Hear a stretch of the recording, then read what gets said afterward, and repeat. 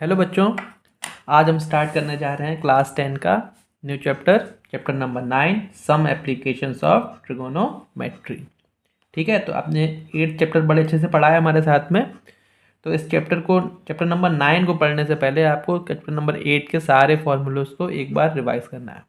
ठीक है, फिर देखो समझ में आएगा इस चैप्टर का यूज़। क्यों? इसका नाम ही है सम एप्लीकेशंस ऑफ ट्रिग्नोमेट्री, यानी ट्रिग्नोमेट्री को आपने जो पढ़ा है उसके एप्लीकेशन क्या है, यानी उस ट्रिग्नोमेट्री का हम कहाँ कहाँ यूज़ कर सकते हैं।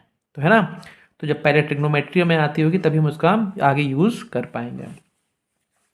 तो यहाँ पे देखो सबसे पहले जो नई चीज़ स्टार्ट होती है वो हमारी क्या आती है, यहाँ पे हाइट्स एंड डिस्टेंसेस। ठीक है, ट्रिग्नोमेट्री का जो पहला एप्लीकेशन बताया गया हमें क्या है, वो हाइट्स और डिस्टेंस के रूप में बताया गया है। ठीक, कि हाइट और डिस्टेंस के क्वेश्चन हम कैसे सॉल्व कर सकते हैं ट्रिग्नोमेट्री की हेल्प से। ठीक है, जैसे एक एग्जांपल लेते हैं कि कोई बिल्डिंग है हमारी, ठीक है, और उससे हम ज़मीन पे किसी पॉइंट को देख रहे हैं। ठीक, या फिर रिवर्स लेते हैं कि यहाँ पे नीचे से कोई सड़क पे कोई खड़ा है, ठीक है, वो यहाँ से किसी बिल्डिंग के टॉप को देख रहा है। ठीक है, तो यहाँ पे क्या क्या फैक्टर्स यूज़ हो रहे हैं देखो। एक तो ये बिल्डिंग की हाइट यूज़ हो रही है, उस बंदे की बिल्डिंग से दूरी यूज़ हो रही है, ठीक है, ये डिस्टेंस, और साथ ही साथ उसकी आँख से वो बिल्डिंग के टॉप की ये जो डिस्टेंस है इसका भी यूज़ बनता है। तो ये तीनों लाइंस मिलके क्या बनाती हैं, एक ट्रायंगल।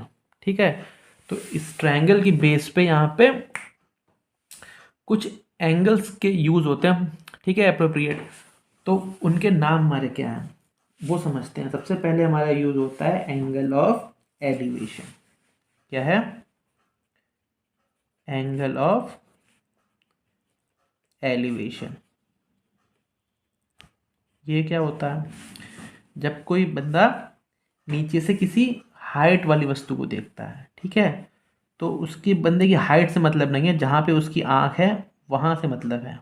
ठीक है, ये मान लेते हैं उसकी आँख है, तो यहाँ से वो देख रहा है किसी बिल्डिंग के टॉप को या किसी झंडे को, ठीक है, किसी पेड़ के फल को।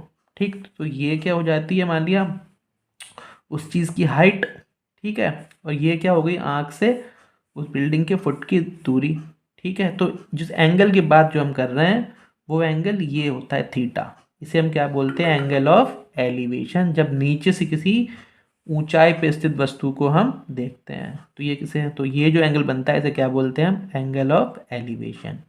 ठीक, तो ये एंगल ऑफ एलिवेशन किस किस के बीच में बनता है, ये जो हॉरिजेंटल लाइन होती है ये, इसे याद रखेंगे, यहीं पे बच्चे कंफ्यूज होते हैं।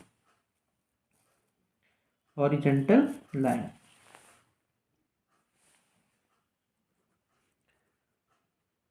ठीक, और ये जो हमारी क्या होती है, line of site.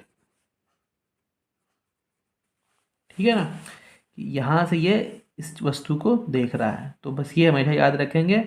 Angle of elevation कहाँ कहाँ बनता है, हॉरिजेंटल लाइन और लाइन ऑफ साइट के बीच में, जब नीचे से किसी ऊंचाई वाली वस्तु को देखा जाता है। क्लियर? अब इसके साथ हमारा क्या बनता है, एंगल ऑफ डिप्रेशन। ठीक, ये इसका रिवर्स है।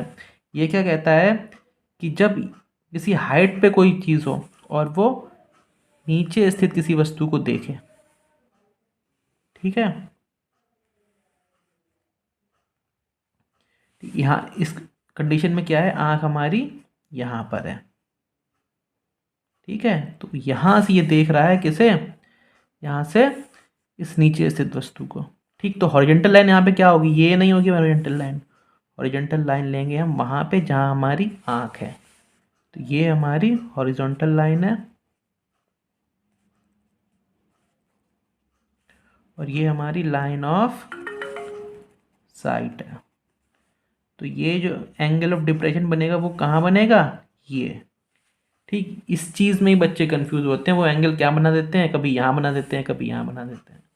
ठीक, तो इससे कंफ्यूज नहीं होना है। ठीक, फिर से एक बार रिवाइज कराता हूँ मैं, एंगल ऑफ एलिवेशन हमारा कौन सा होगा, जब नीचे से किसी हाइट वाली वस्तु को देखेंगे। ठीक है, तो ये लाइन ऑफ साइट, ये हॉरिजॉन्टल लाइन हमारी ये होगी, इनके बीच का एंगल क्या होगा, एंगल ऑफ एलिवेशन। ठीक, और एंगल ऑफ डिप्रेशन हमारा क्या होगा, जब ऊपर से किसी नीचे स्थित वस्तु को देखेंगे तो उस जब भी हम दोनों केस में क्या है, आँख से एंगल निकालते हैं, ठीक है, जहाँ पे आँख है वहाँ से हम देखते हैं उस वस्तु तक की दूरी को, ठीक है। तो हॉरिजॉन्टल लाइन हमारी इस केस में क्या होगी, जब आँख ऊपर है वस्तु नीचे, तो ये हॉरिजॉन्टल लाइन होती है और ये हमारी लाइन ऑफ साइट है। तो ये जो एंगल बनता है ये हमारा कौन सा एंगल ऑफ डिप्रेशन। यहाँ पे जो एंगल बनता है ये है हमारा एंगल ऑफ एलिवेशन। तो ये जो दो नई चीज़ें यूज़ हुई हैं इनका यूज़ होगा इस चैप्टर में। अब साथ ही साथ प्रीवियस चैप्टर से क्या यूज़ होगा, ठीक है, देखो उसको समझते हैं। प्रीवियस चैप्टर से हमारा यूज़ होगा सबसे ज़्यादा जो हमारा रेशियोज पढ़े थे हमने, ठीक है, कौन से, वही याद कर लो, पंडित बद्री प्रसाद हर हर भोले, ठीक है। इसी के बेस पे कौन सा हमारा sine theta is equal to perpendicular upon hypotenuse, ये यूज़ होना है। Cos theta is equal to base upon hypotenuse, ठीक है, ये साइन थीटा वाला, ये कॉस थीटा वाला और टेन थीटा वाला, परपेंडिकुलर अपॉन बेस, ठीक। और इसका रिवर्स हमारे कॉसेक थीटा, ठीक, क्या होता था वो, ये हाइपोटेनस अपॉन परपेंडिकुलर। और कौन सा था हमारा सेक थीटा, वो कौन सा था, यहाँ से हाइपोटेनस अपॉन बेस।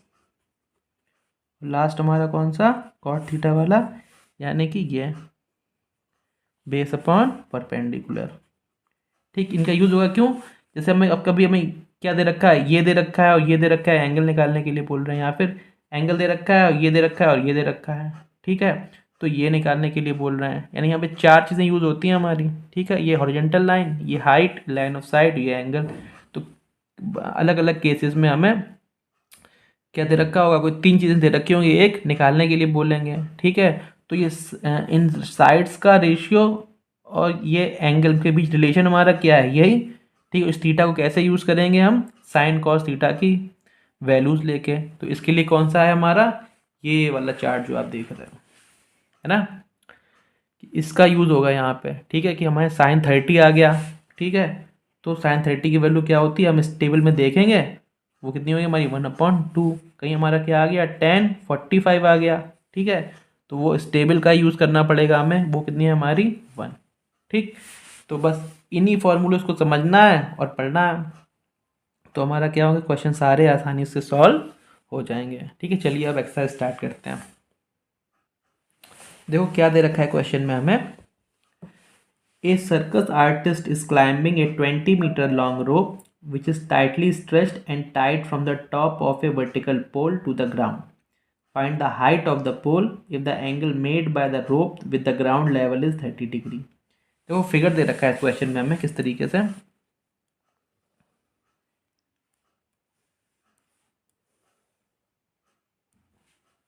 है ना, ए बी सी। देखो क्या बोल रहा है हमें यहाँ पे कि एक सर्कस आर्टिस्ट जो है उसने एक 20 मीटर लंबी रस्सी को टाइटली बांध रखा है, ठीक है, from a the top a vertical pole to the ground, ठीक। तो ये जो मान ली हमने क्या है, ये रस्सी बंधी हुई है 20 मीटर की, ठीक, ये क्वेश्चन में बोल रखा है हमें।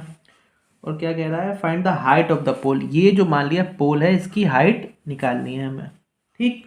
और क्या दे रखा है, if the angle made by the rope with the ground level, रस्सी जो है वो ग्राउंड लेवल से एंगल कितना बना रही है 30 डिग्री, ठीक। जो पढ़ाया हमने, अब देखो बताओ ये कौन सा एंगल होगा हमारा, ये एंगल ऑफ एलिवेशन कि एंगल ऑफ डिप्रेशन, ठीक है, हाँ एंगल ऑफ एलिवेशन, क्लियर। क्योंकि हम क्या है, यहाँ से दे रखा है ये हाइट ऑफ पोल क्यों, एंगल कहाँ बन रहा है नीचे से, तो ये हमारा क्या होगा एंगल ऑफ एलिवेशन, ठीक है। चलो स्टार्ट करते हैं क्वेश्चन को। हाँ तो हमें देखो क्या दे रखा है, लेंथ ऑफ रोप, वो कितनी है हमारी, AC is equal to 20 metre, ठीक है। एंगल ऑफ एलिवेशन बोले या एंगल ACB लिख लेते हैं, एंगल ACB वो कितना है हमारा 30 डिग्री, ठीक है। और ये मान लेते हैं हम हाइट, ठीक। तो इसे H मान भी सकते हैं या नहीं मानते, कोई दिक्कत नहीं है। Late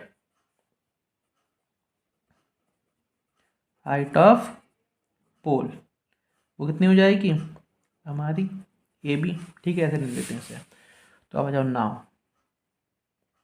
in triangle A B C. ठीक, जो बता रहा था मैं अभी, हमें निकालना क्या है ये।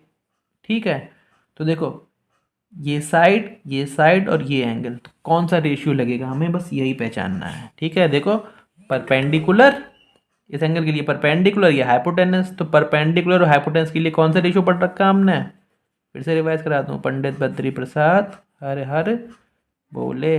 परपेंडिकुलर और हाइपोटेनस यानी कि ये क्या होता है हमारा साइन थीटा। ठीक, क्या हो जाएगा साइन 30 लेंगे यहाँ पे हम। क्लियर है ना, ये परपेंडिकुलर और हाइपोटेनस का रिलेशन क्या है हमारा, यही साइन। ठीक है, तो वो किसके बराबर होगा, ए परपेंडिकुलर अपॉन हाइपोटेनस, यानी ए बी अपॉन ए सी। ठीक, देखो ए बी हमारा कितना हमें निकालना ही है, ए सी कितना है हमारा 20, और साइन 30 की वैल्यू कितनी होती है 1/2। क्लियर, तो देखो अब इसे सॉल्व कर लेंगे हम। 20 को भेजो इधर, 20/2 is equal to A B, 2 10 जा 20, यानी ए बी हमारा कितना आ गया 10 मीटर। देयरफॉर हाइट ऑफ पोल हमारी कितनी हो गई 10 मीटर। क्वेश्चन हमारा सॉल्व्ड।